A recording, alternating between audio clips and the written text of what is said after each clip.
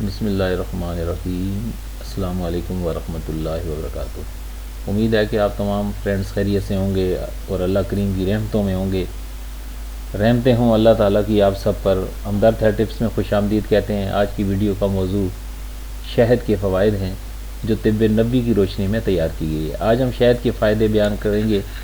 یہ بات یاد رکھنی چاہیے کہ طب نبوی کا تعلق اللہ تعالیٰ کی طرف سے نازل ہونے والی وحی سے ہے اور عام دنیاوی طریقہ علاج صرف تجربے سے ہے۔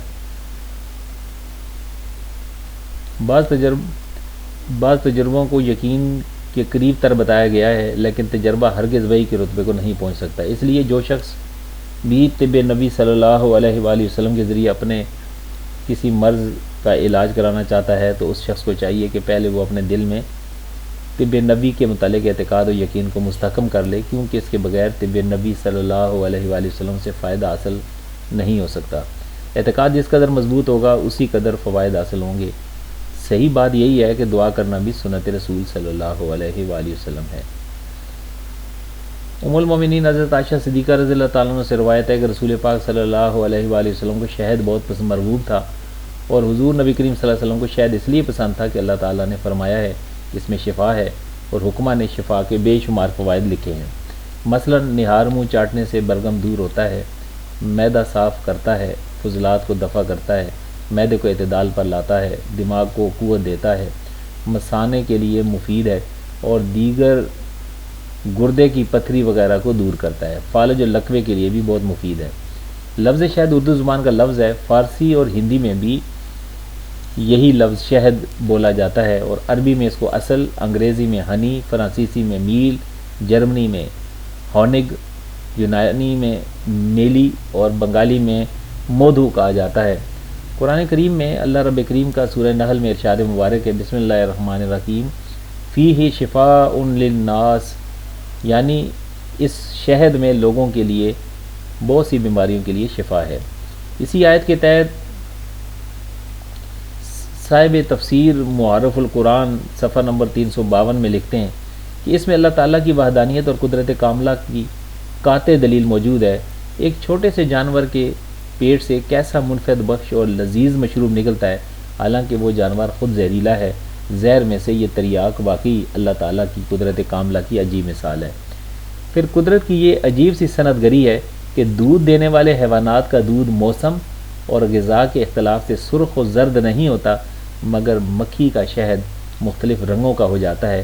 اسی وجہ سے اللہ رب کریم نے قرآن مجید میں کی سورہ نحل کے آیت نمبر 69 میں ارشاد فرمایا، بسم اللہ الرحمن الرحیم، یخرج من بطونہا شراب مختلف الوانہ، یعنی اس کے پیٹ میں سے پینے کی ایک چیز نکلتی ہے جسے شہد کہا جاتا ہے، جس کی رنگتیں مختلف ہوتی ہیں۔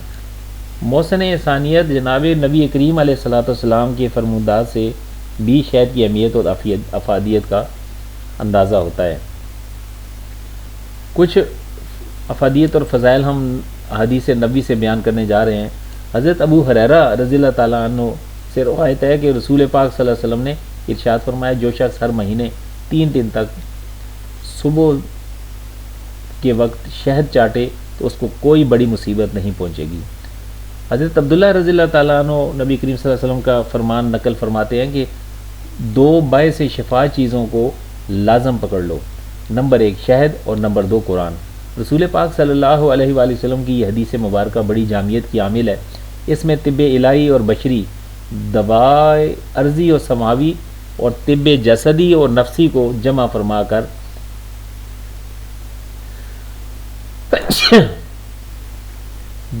کر دونوں کو اختیار کرنے کا حکم دیا گیا ہے۔ لہٰذا جسمانی امراض کے لاحق ہونے کی صورت میں جس طرح اتباع اور حکماء کی طرف سے رجوع کر کے علاج کرانا سنت ہے، بالکل اسی طرح روحانی امراض، تکبر، عجب، حسد، ریا وغیرہ سے اپنے قلب کو پاک رکھنے کے لیے قرآن کریم صلی اللہ علیہ وسلم کی تلاوت، علماء کی رہنمائی میں احادیث مبارکہ کا مطالعہ اور اہل اللہ کی صحبت اختیار کر کے اپنی اصلاح کروانا بھی لازم اور راحت دنیا اور اخروی کے حصول کی شاہ کلید ہے۔ ام المومنین حضرت عائشہ صدیقہ رضی اللہ تعالیٰ نے ارشاد فرماتی ہیں کہ آقا کریم علیہ الصلوۃ والسلام کو میٹھی چیز اور شہد بہت مرغوب تھا۔ حضرت ابو سعید رضی اللہ تعالیٰ عنہ فرماتے ہیں کہ ایک آدمی سرکار دو عالم صلی اللہ علیہ وسلم کی خدمت میں حاضر ہوا اور عرض کی میرا بھائی پیٹ کے مرض میں مبتلا ہو گیا ہے۔ آپ صلی اللہ علیہ وآلہ وسلم نے ارشاد فرمایا اس کو شہد پلاؤ، اور دوسری بار آیا تو پھر آپ نے اس کو تاکید فرمائی کہ اس کو شہد پلاؤ، تیسری بار پھر آیا، چوتھی بار بھی آیا، اس نے شکایت کی کہ آقا کریم علیہ الصلوۃ والسلام نے ارشاد فرمایا تمہارے بھائی کا پیٹ تو جھوٹا ہو سکتا ہے لیکن اللہ کا کلام تو سچا ہی ہے، اس کو پھر شہد پلاؤ۔ اس نے اس مرتبہ جا کر بھی پھر شہد پلایا، تو جب اس کو شہد پلایا گیا تو اس کو شفا نصیب ہوگی۔ اس حدیث مبارکہ سے امراض بطن میں افادیت شہد کا علم ہونے کے ساتھ ساتھ طب کے ایک بنیادی اور اہم ترین اصول کی طرف رہنمائی بھی ملتی ہے کہ کسی بھی مرض کے علاج کے لیے دوا کی مقدار، اس کی کیفیت اور مریض کی قوت رعایت اور لحاظ رکھنا دوا کے لیے مفید ہونے کے لیے انتہائی ضروری ہے۔ جیسا کہ مذکورہ والا حدیث میں چوتھی بار شہد کے استعمال کرنے پر مرض سے افاقہ ہوا ہے۔ شہد کی افادیت اور اہمیت کا اندازہ اس بات سے بھی لگایا جا سکتا ہے کہ خود رسول پاک صلی اللہ علیہ وآلہ وسلم بڑے ہی اہتمام سے اس کو استعمال فرمایا کرتے تھے۔ آپ صلی اللہ علیہ وآلہ وسلم کا معمول تھا کہ صبح کو شہد کا شربت کا پیالہ نوش فرماتے اور کبھی عصر کے بعد بھی پیتے تھے۔ ان اوقات میں جب پیٹ خالی ہو اور آنتوں کی قوت انجذاب یعنی جذب کرنے کی قوت دوسری چیزوں سے متاثر نہ ہو، شہد پینا جسم کے اکثر و بیشتر مسائل کا حل ہے۔ حضرت عمر فاروق رضی اللہ تعالیٰ عنہ کے بارے میں آتا ہے کہ ان کے بدن پر اگر پھوڑا بھی نکل آتا تو اس پر شہد کا لیپ کر کے علاج کرتے۔ ماہرین طب نے اپنی تحقیقات اور تجربے کی روشنی میں شہد کے کئی فوائد ذکر کیے ہیں جو آج چند ایک آپ کے سامنے رکھنے لگے ہیں تاکہ آپ کو شہد استعمال کرنے کا شوق پیدا ہو سکے۔